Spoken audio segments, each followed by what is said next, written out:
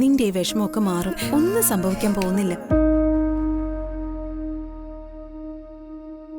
അനക്കേ,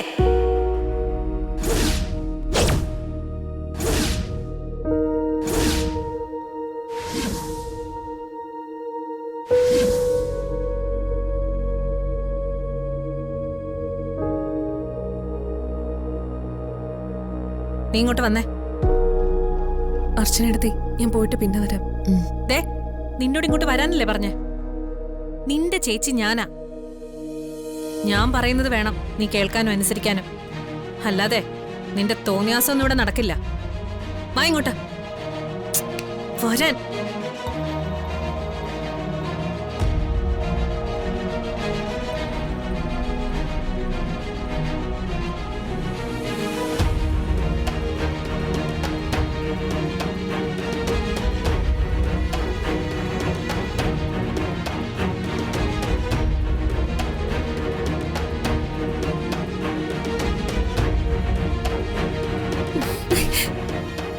എന്താടി, എന്താ നിനക്ക് അവളുമാരായിട്ട് ഇത്രമാത്രം സംസാരിക്കാനുള്ളത്?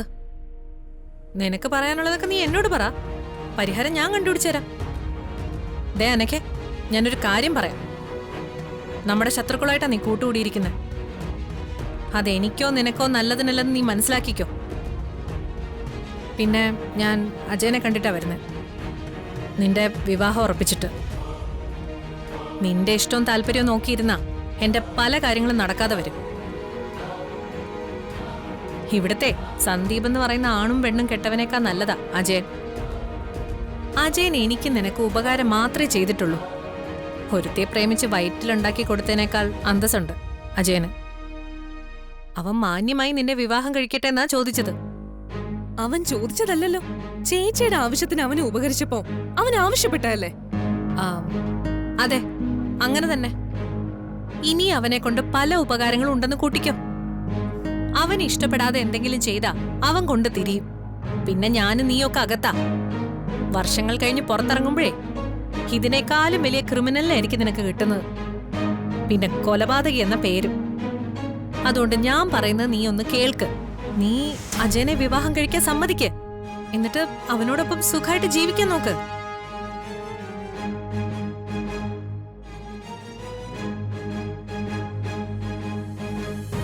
അനക്കെ, അവന് നിന്നെ അത്രയ്ക്ക് ഇഷ്ടം കാണും.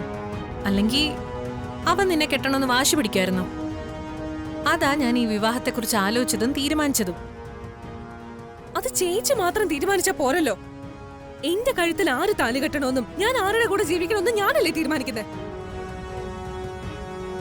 ഞാൻ ആദ്യമേ പറഞ്ഞല്ലോ, അവനെ കെട്ടുന്നതിനും ഭേദം ജയിലാണെന്ന്. ചേച്ചി ഒരു കാര്യം ചെയ്യും, മുഴുവൻ കുറ്റങ്ങളും ഞാനാണ് ചെയ്തെന്നുള്ളതിന് തെളിവുണ്ടാക്ക്. കുറ്റം ഞാൻ ഏറ്റെടുത്തോളാം. ചേച്ചി ചെയ്ത മുഴുവൻ കുറ്റങ്ങളും ഞാൻ ഏറ്റെടുത്ത് കീഴടങ്ങിക്കോളാം. അതാണ് ചേച്ചി എന്നോട് ആവശ്യപ്പെട്ടതെങ്കിൽ സന്തോഷത്തോടെ ഞാൻ എന്നെ സമ്മതിച്ചേനെ. അല്ലാതെ ഇഷ്ടമില്ലാത്ത ഒരുത്തന്റെ കൂടെ ജീവിക്കാനല്ല നിർബന്ധിക്കേണ്ടത്. ചേച്ചി പറയുന്നതെല്ലാം അനുസരിച്ച് കൂടെ നിന്നിട്ടേ ഉള്ളൂ ഞാൻ ഇതുവരെ. ഇനി നിൽക്കാനൊട്ട് ഉദ്ദേശിക്കുന്നുമില്ല. എനിക്ക് കൂടുതൽ സഹിക്കട്ട ഞാൻ എല്ലാരോടും എല്ലാം വിളിച്ചു പറയും.